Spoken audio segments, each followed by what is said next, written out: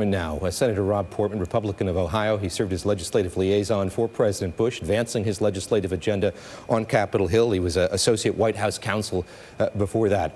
Let's go back in time if we could, Senator. You're in Cincinnati. You and Joseph Hagan are drawn to this man who is considering a run for the presidency. What was it about him that attracted him to you? Because he was there at the beginning too, but we just liked the guy. You know, he was personable. He is known for writing those handwritten notes, but it goes well beyond that. It's about understanding people, liking people, and being able to connect with people. And he also seemed like he was the best experienced person, you know, who had ever run for president, probably. And I think that's certainly true. He had the background at CIA, the background as ambassador to the UN. He had the China envoy, and of course, having been a congressman. So he just seemed like he was a person who was ready, and we really didn't know at that time, as you know, because there were probably 15 people running for president, whether he'd have a chance. But sure enough, he did really well in Iowa, not quite as well in New Hampshire, and ended up being picked as vice president, and the rest is history. Senator Portman, you mentioned he served in the House, had 2 terms in the House, and then after that declared that he wanted to be the U.S. ambassador to the United Nations. There was some skepticism about his ability to do that. Some folks that he thought he was a bit too green for the job at that point. But let's talk about those 2 terms in Congress, the degree to which they shaped him, and as you were advancing his legislative agenda, that was brought to bear in conversations with you. Absolutely. Well, he had a great respect for Congress and a lot of friends. In fact, a lot of his friends were Democrats. That's been noted in other programs I've seen today. But Led Ashley from Ohio is an example of that, a Toledo congressman who was a Democrat who was a dear friend of his. So it was easy to be his legislative liaison because, you know, he had a lot of goodwill on Capitol Hill. It also enabled him to see the role that Congress could play. A great example of that would be the Desert Storm. There were advisors, Andy will remember this, who did not believe that he should go to seek the approval of the United States Congress for that military action because they thought it could possibly lose. And everybody knew that Saddam Hussein had to be kicked out of Kuwait, and, you know, why bring Congress into it? He felt differently. He had very firm convictions as to what should happen, but he also had firm convictions that Congress should be brought in, and that through them the American people should be brought in, so that there'd be more consensus about that conflict. In the end, David, as you may remember, it was a very close vote. I was up there on the Hill working it, and we ended up winning it by just 3 votes. So it was very close. But in retrospect, it was the right thing to do. And it reflected the fact that he had served in Congress, he understood Congress, and that he understood the role they could play.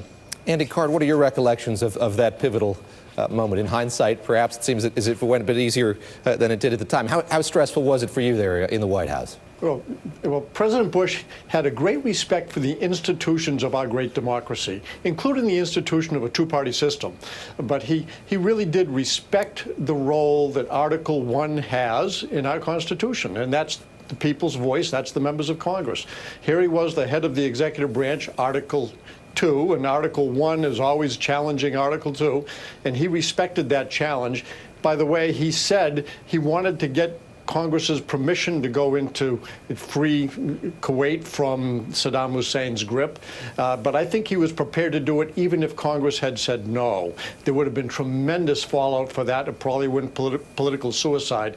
But he was also firmly committed to making sure that the rules of the world that the UN had established were respected by all of the nations of the world. So he said sovereign borders must be protected, and that's how he built a coalition that was remarkable in its resolve, and it was also constraining in the expectations. That's why he didn't go on to get Saddam removed from power. He just removed Saddam and Iraq from Kuwait.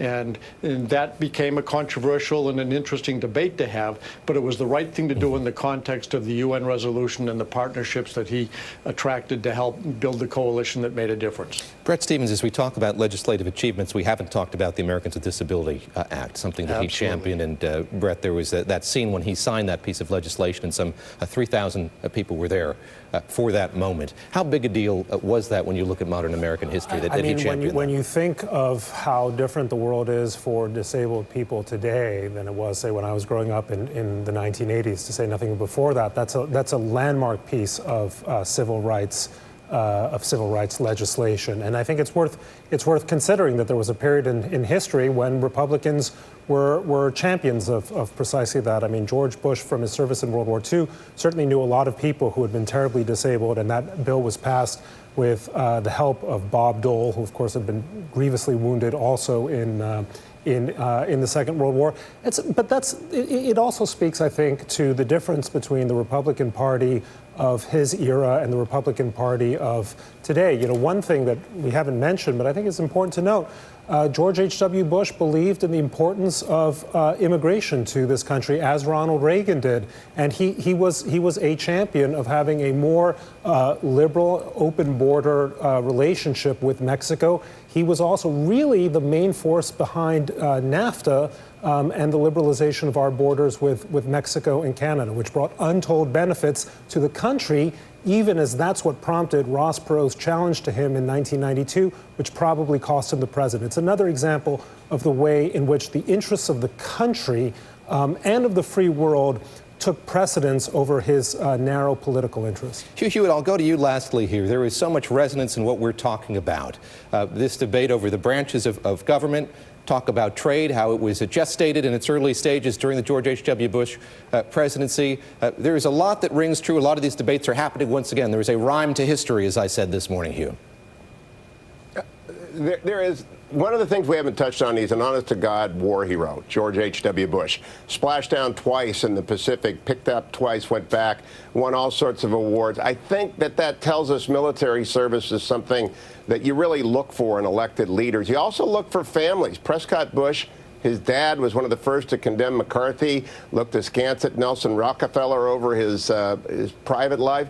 And George H.W. Bush birthed two of the most successful governors in American history, in George W. Bush and Jeb Bush, as well as wonderful kids in Doro, Marvin, and Neil. So I just look at the whole life and I'm amazed. I think it is one of those spectacular American lives that can be studied from many, many different vantage points. And a lot of it goes back to that service at age 18, putting up his hand and saying, I've got to go off to war, even though I could go off to Yale. Senator Portman, I'll turn to you lastly. Comity is an elusive thing in Washington these days, and we had similar conversations after the passing of John McCain just a few months ago. What are you going to say to your colleagues? What do you take away from the passing of George H.W. Bush? How is that likely to change, or how could it change the way that you interact with your colleagues on Capitol Hill, remembering what he did in the 80s and early 90s? Well, David, I hope it reminds us that it's okay to reach across the aisle and try to get things done working with the other side. It's okay to respect your political opponents and not consider them enemies. You know, it's okay to practice, as he did, civility in politics. And, you know, he's my mentor. He brought me into this business, and I've seen how you can do it as a gentleman, also as somebody who can be firm. And he had convictions, there's no question about it. But he did it in a way that I think sometimes is lost these days, which is not just to reach across the aisle, but to do it with respect and sincerity. We can learn a lot from that. Senator Portman, thank you very much for the time. I appreciate it. Senator Porter.